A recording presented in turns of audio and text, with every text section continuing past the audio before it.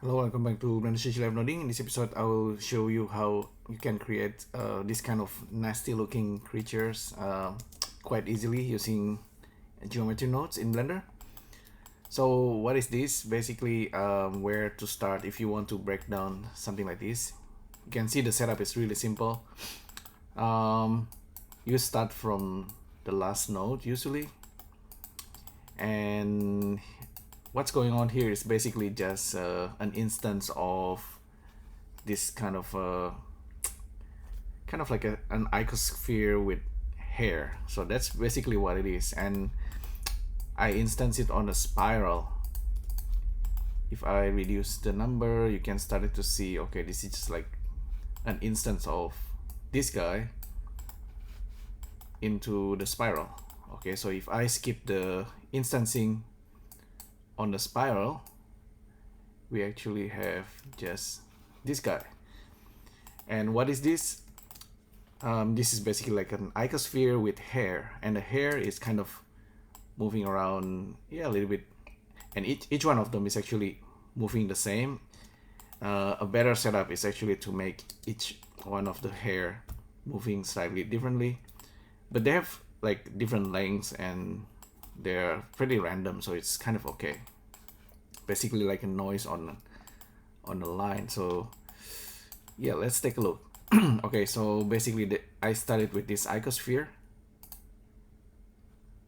and then from the icosphere I instance a bunch of points, and then on that points I basically use an instance of this hair, so like a hair with noise or like line. So if we go back, okay, spiral, instance on points, so we disconnect that one, so we are looking at just this icosphere with hair.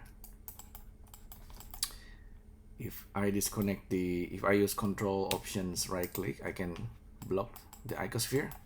you can see we just have the hair. And let's take a look at the hair. The hair itself is just an instance that has been scaled randomly, so I can control the length of this hair just for randomizations, and then I also randomize the rotation, so they look like each one of them is slightly different, but they are all basically the same instance. Okay, so scale instant, rotate. So we go back to this guy. Currently I'm using only a single instance, but I can have like a couple, so they look a little bit more random. This one, okay, this is actually we are looking at the hair itself. The wiggly hair, that looks kind of funny. This is okay, just using the curve to mesh. It's like basically like a sweep along the line. Okay, this line fatness can be controlled using curve circle and also this curve parameters and the float curve. So you definitely will encounter something like this if you study geometry nodes. This is actually really important. All the basic fundamental things that you need to learn from geometry nodes and curve. So curve, a simple curve line can be resampled first of all, and then you can set the positions, kind of like giving it an offset using noise texture. So you can make it really noisy, but just keep it simple for now. And in this case I'm controlling the noise scale and making it wiggling only at the, actually here I'm actually keeping the start and the end. If I turn this off, the line is just gonna be wiggling from the top, from the start to the end. But if I turn on this guy, endpoint selections, I'm basically making sure the first point doesn't move. Yeah, that's basically what it is. It's a maybe it could be improved, but anyway, for now it's basically just curved line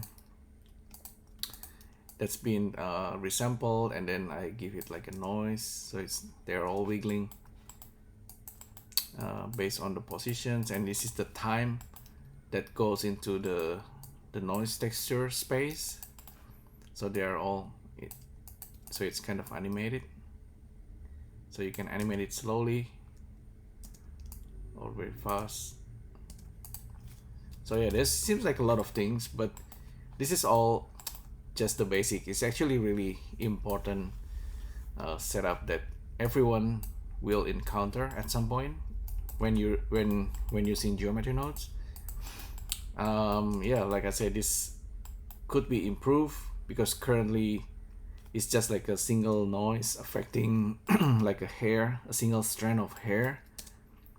A better setup would be like if we are applying the noise into strands of hair all together at once. So we might be able to do that if we realize instances over here and then just use the noise over here instead of at the back. But I like it this way too. Maybe there is a way to so that we can have like a different instance, different noise for each strands of hair. It's definitely possible. Back then, before geometry nodes, I was using Svetchok add-on, and it's definitely possible. So yeah, basically just these creatures that's been scattered with hair, which is instanced into the spiral. So we can now get back to this. Now we're back to these nasty looking creatures.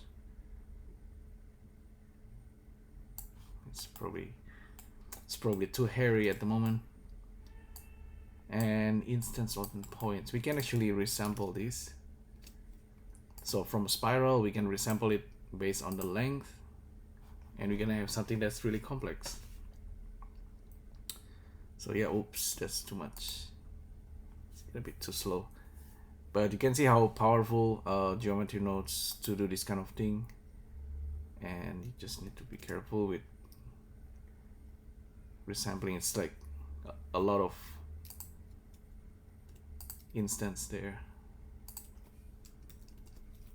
So depending on the setup, you can end up with something that looks hairy or something that looks kind of nasty looking.